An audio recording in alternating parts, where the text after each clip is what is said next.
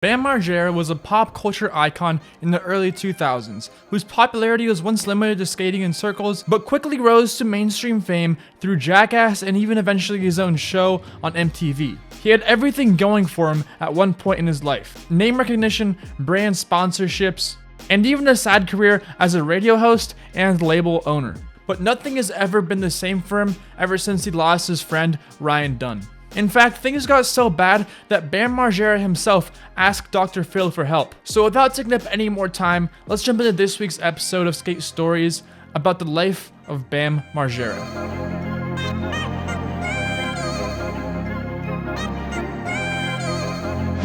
Brandon Margera was born in Westchester, Pennsylvania on September 28, 1979, and is the son of April and Phil Margera. By the age of 3, his grandfather noticed that he would keep intentionally running into walls, giving him the nickname Bam. At the age of 9, Bam picked up skateboarding for the first time and instantly fell in love with it. Once he started, he did not stop, and he just kept practicing every single day that he had the opportunity to. Around the age of 13, a local shop named Fairman's sponsored him and 2 other local guys. The 3 skated everywhere that they could together. During this time, Bam was going to high school at East High and cited that his only reason for doing so was because his friend Chris Rabb was going. Those 2 stopped going to school shortly after though, after Chris got expelled for smearing literal poop on the lockers. Eventually, Bam and his crew got bored of Westchester, so they moved on to more iconic spots, such as Love Park. For a few weeks, the group filmed as much as they could, but this ended quickly though because a new skate park called FDR was opening up, and it had a lot more features that Bam was interested in. But even though his time at Love Park didn't last all that long, it obviously had a very big impact on Bam because he has a Love Park tattoo on his arm. For a few years, Bam and his friends just continued filming their skateboarding and some pranks and funny content thrown in here and there. During that time, he picked up a sponsor called Toy Machine Skateboards, and by 1999, his filming really stepped up, and Bam's brainchild was getting ready to be born. Landspeed Presents CKY was the first film that he released in the series. In case you didn't know, CKY stands for Camp Kill Yourself. This series featured his friends Ryan Dung, Brandon DiCamillo, Rake Young, and Brandon Novak. Together, they called themselves the CKY Crew. At first, most of the footage in those videos was just skating and a few shenanigans thrown in here and there. Quickly though, Bam realized that people were less interested in watching him skate and a lot more interested in watching him and his friends nearly kill themselves. So what did he do? Well, he continued to do the best that he could as a stunt man. And as he continued releasing episodes, notable names in the skateboarding community started to notice Bam's work. And by the time the 4th and final one released, Spike Jonze, the American filmmaker, gave Bam a call and suggested the idea of Jackass for him. Right off the spot, he loved it and they started filming as soon as possible. Very early on, Bam's parents, April and Phil, were a hit among fans. They started out on the CYK series just as cheap extras when Bam needed someone to prank, but by the time Jackass released, they started getting used to so much that his father ended up quitting his job as a baker because they were doing so well. And I guess another reason that he quit was because he couldn't get his work done because his work address got leaked, and kids started showing up every day asking for hugs and autographs. Bam was obviously a little bit jealous of his father's fame. Phil would go to the mall and these kids would just like jump on him and hug him and stuff. Like, oh my God, I can't believe it's Phil. It's just like, dude, why do you like him so much? He's just a baker and he's fat. Following the release of the first Jackass movie, MTV offered Bam his own TV show called Viva La Bam. Each episode was given a specific theme, mission, or challenge that was accomplished by performing pranks, skateboarding, or enlisting the help of friends or experts. Tony Hawk even appeared in the pilot episode. This was when Castle Bam started becoming a thing. In 2004, he dedicated an episode to moving into the so-called castle. Most of it was painted purple and it became a haven for him and his friends. The property sits on 14 acres, has an indoor skate park, a swimming pool, and even a ramp. When they weren't filming at Castle Bam, the show followed them as they went to different locations. It even featured him and Bob Burnquist in Brazil, where they had to take a helicopter to find places to skate because the traffic was so bad. While filming for Viva La Bam, he picked up another sponsor, which was Element Skateboards. And when Bam was not filming Viva La Bam, you could find him in his studio at night, still with all of his friends, drinking a 6-pack and streaming his radio show, Sirius XM.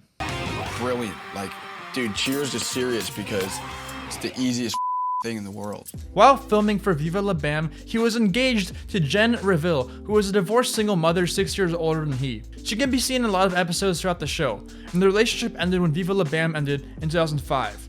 and you can say that it wasn't exactly a happy ending. Bam even filed for a protection form abuse order after she allegedly broke into his house. Supposedly, several computers were broken by her, along with other vandalism throughout the house. By the time the marriage ended, Bam already had his sights set on a new project. So in 2005, he started a music label called Filthy Notes Records, along with a band that he named Fuckface Unstoppable. This remained a side project for him through 2015. After Viva La Bam was cancelled, Jackass 2 was in the works, and Bam was doing incredibly well for himself. For reference, Tony Hawk was selling 13,000 boards per month, and Bam was selling 20,000. Even though the merch was doing well, Bam had to step back from skateboarding. During the week, he had nearly 40 people helping him with the production of the movie, and each skateboard trick can take up to an hour to land. And once you do land it, that hour that you spent filming only yields to about 5 seconds of footage. So they essentially yanked out skateboarding from the movie entirely. This was when Bam started to skate less and less and focus more on his movie career. During 2008, he even had a prominent role in a porno called The Fantastic Whores. I can't say that I've watched it myself, but apparently a DVD features Bam and his crew and skateboarding and action-packed sex scenes. Like Novak was getting head while getting shot by paintballs. I don't really know, not my personal cup of tea. By 2009, he was onto more serious stuff and appeared in 3 Nitro Circus episodes. After this, Bam really just stopped skateboarding entirely because it just wasn't profitable enough compared to being a TV star. Skipping forward a few years and a few Jackass movies, Bam's best friend Ryan Dunn was killed in a 130-mile-per-hour drunk driving accident in 2011, and it took such a big toll on Bam that he still has not recovered to this day. Bam recounts 2012 as the year that he lost control of his drinking, mostly because of the loss of his best friend, but also because he stopped skating and because he was just drinking because he was bored. Even before Ryan's accident, his drinking started to become a problem back in July of 2009, and he was rushed to the hospital by paramedics and state troopers after a 4-day alcohol binge. Then in 2010, Bam was allegedly attacked by a baseball bat after getting drunk and calling a girl the N-word, but he denies ever having used that language. After a few years of not doing much except drinking and getting into minor legal trouble, his long career towards sobriety began. In 2015, he went to rehab for the very first time, but left without finishing. Later that year, he took part in family therapy with Dr. Jen and his mother after he remained sober. And he remained sober only for a few months before he started drinking again. By 2017, he went on the 9 Club and said that he's been the most sober since 2015. Then within a year, he entered rehab again after getting a DUI. During this time, his first child was born with his new wife and was named Phoenix Wolf. And he was sober for a few more months before he got robbed at gunpoint during a vacation in Colombia where he relapsed yet again. Then another year later, in 2019, he entered rehab for the 4th time, but left stating that he did not belong here. I could keep going, but I think that you get the point. Since the loss of his best friend, it's really just been a downward spiral for him. Who the fuck cares if I'm drunk as hell or not anymore?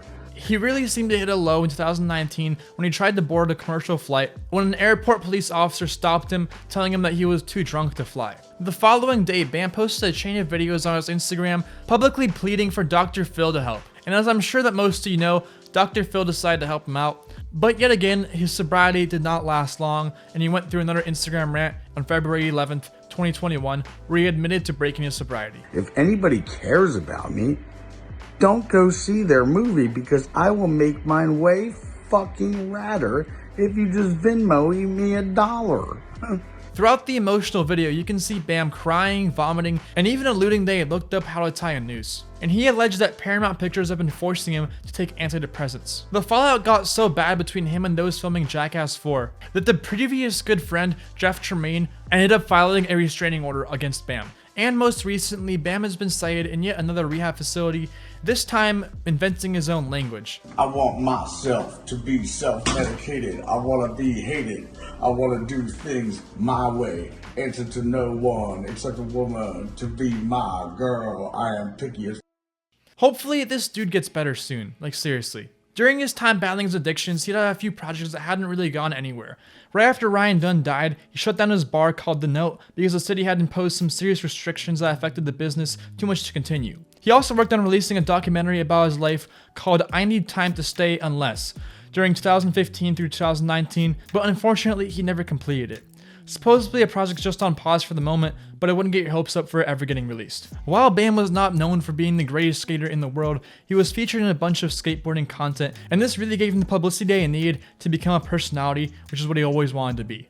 Some of his most notable video parts are Toy Machine jumping off a building, Element, Elementary Volume 1, and Element, Welcome Back Bam. He also appeared in all of Tony Hawk's video games aside from Pro Skater 1 and 2, along with the most recent one. And after taking a long break from skateboarding, he started skating again in 2015 when he took a trip to Spain to get back into it. And Element even sponsored him again by 2017, which is when his part for Element released again, Welcome Back Bam. And today you can still see clips of him skating, but he's obviously just doing it for fun. He isn't trying to push himself to the limits and compete or make crazy new parts. He's just doing it because he enjoys it. Bam Margera is a staple of kids' childhoods like mine. And I have tons of memories of me watching Bam doing crazy stunts on there. He basically spent his entire life getting paid to do dumb stuff and entertain for others, and living the dream life to a kid watching. He truly is an example of never growing up, but ever since he lost his best friend, he has been through some pretty tough hardships and still struggling constantly to maintain his sobriety and sanity. Hopefully he can finally break the bad habit, because it's hard watching him go down this path and it seems to just keep getting darker and darker every month. And that is pretty much the story of Bam Margera as we know it today. Anyway, thank you guys for watching. I hope you enjoyed, and that's all I have for now. Peace out.